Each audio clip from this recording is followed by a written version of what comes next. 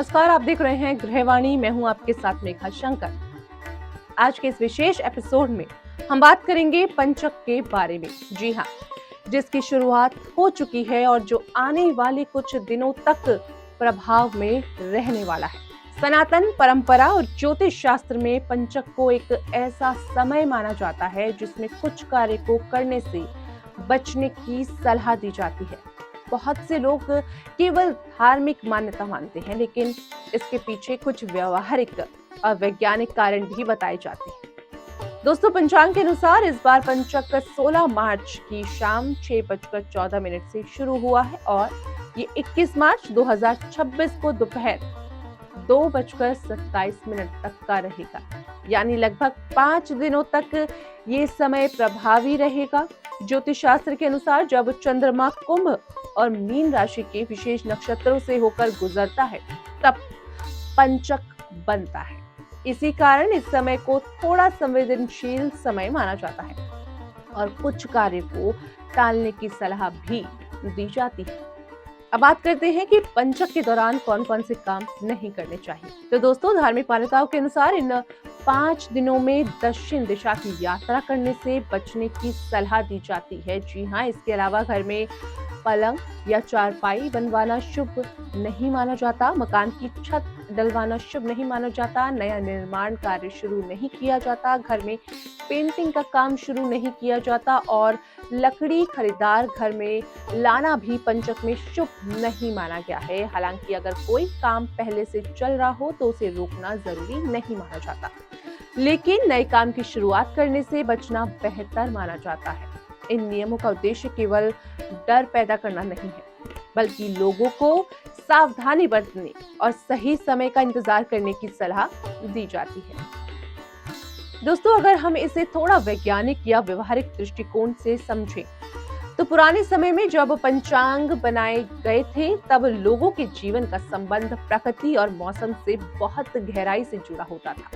उदाहरण के लिए, कई बार साल के कुछ समय ऐसे होते हैं जब मौसम में अचानक बदलाव होता है या वातावरण में नमी और अस्थिरता बढ़ जाती है।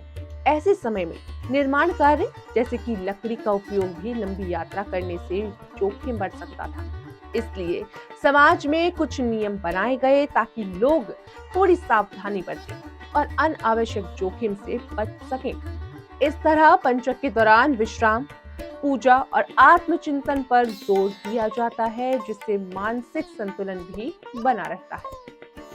अब बात करते हैं कि पंचक के दौरान क्या करना शुभ माना जाता है। तो दोस्तों, धार्मिक मान्यताओं के अनुसार इन दिनों में भगवान शिव और हनुमान जी की पूजा करना बहुत लाभकारी माना जाता है। शिव और हनुमान जी दोनों ही ऊर्जा, शक्ति और संरक्षण के प्रतीक माने जाते हैं।